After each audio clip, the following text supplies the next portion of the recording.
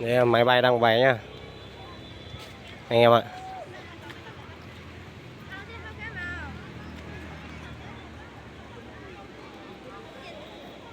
Đang treo vậy vậy sói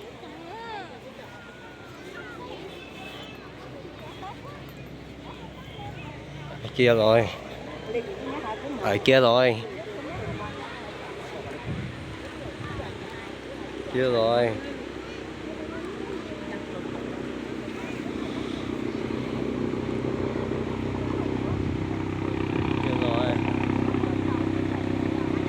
Đây gọi là máy bay trực thăng.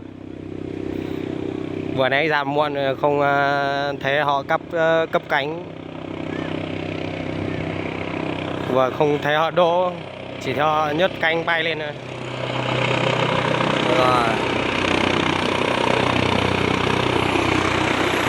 Đấy, quá đẹp luôn anh em ơi. Hôm nay trên Huệ một cái chạy là cực đẹp luôn.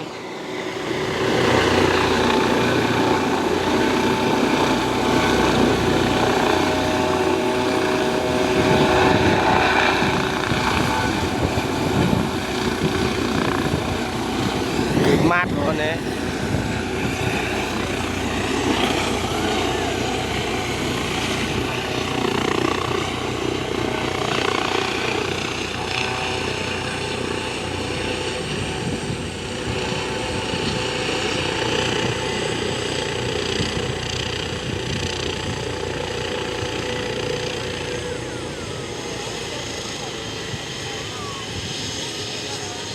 Quá hay luôn.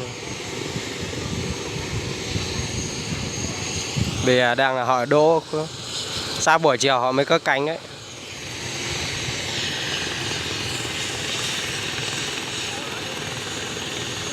À, cầm hoa ra để tạm cái đấy.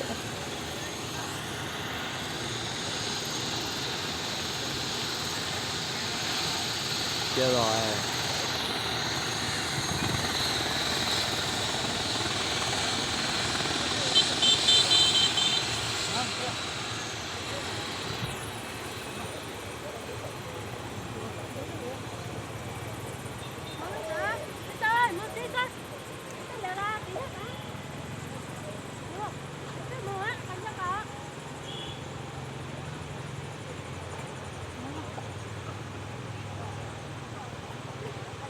Có tụi anh nhảy chị mà nhảy chim đã chị mà rồi.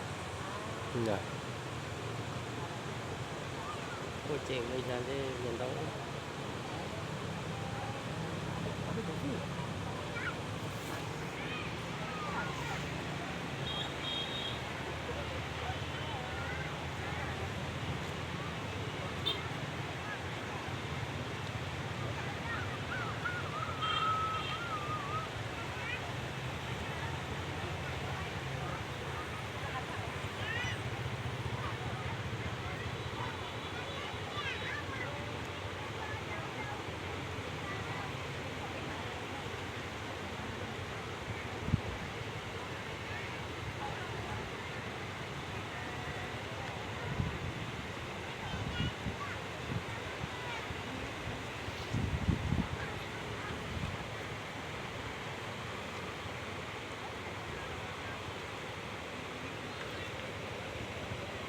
Anh nhỉ, cơm trưa rồi.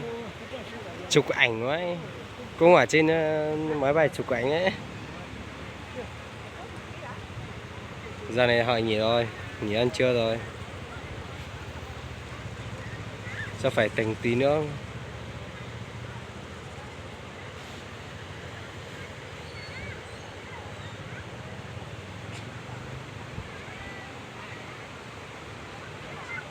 Thôi nha mọi người nha.